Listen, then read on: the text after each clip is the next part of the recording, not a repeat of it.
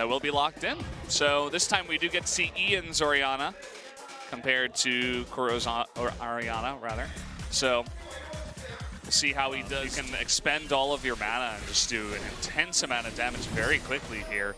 They do know this is happening. They did see Tushin pass over that control ward, but are they going to try to contest this?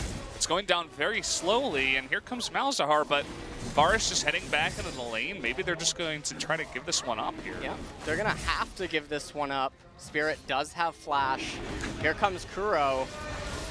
Trying to do a lot of damage to Spirit, but he's actually going to flash Really away. like this. Those wards are placed in preparation for the upcoming dragon, and these are the type of plays that MVP are so good at. And hold that thought, as in mid lane, there's that flash, and even the Titanic Crystal Arrow coming in at first blood, going over to Kuro. We have Dragon about to spawn here in 10 seconds too, so they want to go for a bit of a gank, and Tushin is going to get grasped there, and just no hope for him as he does.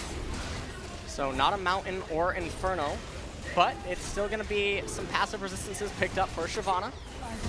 She did get her half of these type of wards. Yeah, seems like they were able to find some damage. Hold that thought. Ian just being jumped on there. The shockwave is going to go down, but it's actually going to bring Kuro closer, and he does pick up that kill. So Cheeky teleports off for free. Nice Scuttle Crab grab here by Beyond to make sure they have the vision around. Oh, Dragon's Descent coming down onto Spirit. Going to be forced to back off for now. Ian, though, look at how much damage he's already taken. Marin going to teleport in. There's that teleport tidal wave coming in. Can they actually get the grab onto Maha? A ton of damage coming down. Oh, but nice command shockwave is going to slow down both Kuro and Marin. Now everybody on MVP is on the run. Ed's almost here. Ed is joining on up, and a lot of low members of Afreeca right now. You can see really, really low right now, and MVP might just be able to say, okay, you guys went too far deep into the river. We're going to get your mid-tier 1. We're going to pressure your mid-tier 2, and if you want to defend it, you're going to have to funnel in against us. Spirit is going to ultimate on in, and can he jump onto someone? He's going to choose Ed, but you can see just how little damage that Poppy is taking, especially with a bunch of shields coming out too. He won't get that turret, and in fact, MVP will also get the Cloud Drake. So nice positioning so far as a team for MVP. Beautiful play by MVP. Uh-oh, what's going on here?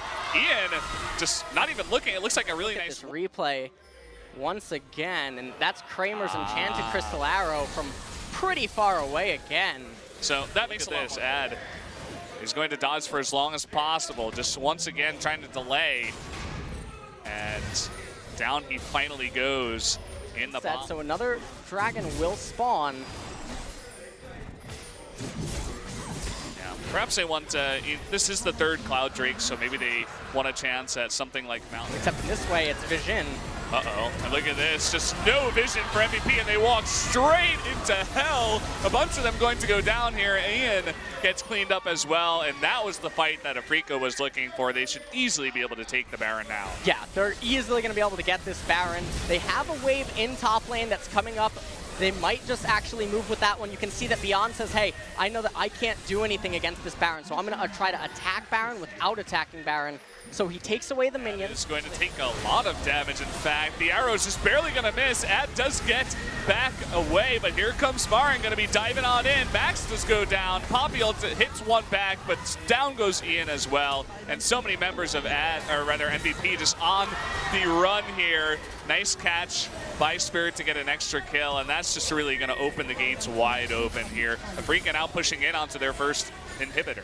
Yeah, and I think that they're actually going to be able to end the game. Afreeca is constantly punishing MVP's mispositioning this game, and the Baron buff still alive for quite a while longer. Now they're pushing on to the Nexus turrets, and you know, I talked about earlier Varus can sustain. Well, he can't sustain when you're already inside of his base.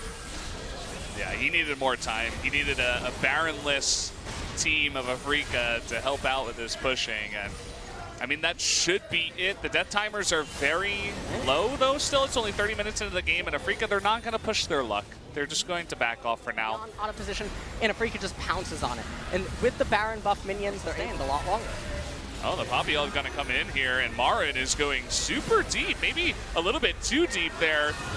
And he's continuing to go in onto Maha. The turret is going to go down, but Marin will pay for it with his life. He does have GA. Here comes Kuro onto Ian, does get the poison down.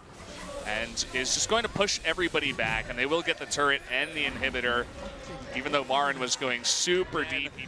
2 or 3 big team fights to come back in this one. There we go.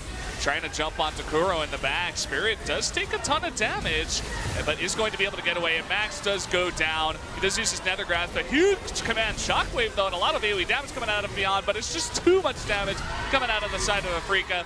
Not going to be enough, even with a fantastic wombo combo. Take a look at that base as well. The last Nexus turret does go down as well, and that Nexus is wide open. Yeah, that Nexus is wide open, and you can just see that Afreeca is too strong. Even in a dream scenario with those wombo combos, they're not able to do anything with it. And with only 1 Nexus turret remaining against 2 inhibitors being down, it was too easy for the minions to just open up the base, and Afreeca takes game number 2. We're going to game 3. Nicely done there. Afreeca showing them who's boss, saying game 1 was a fluke.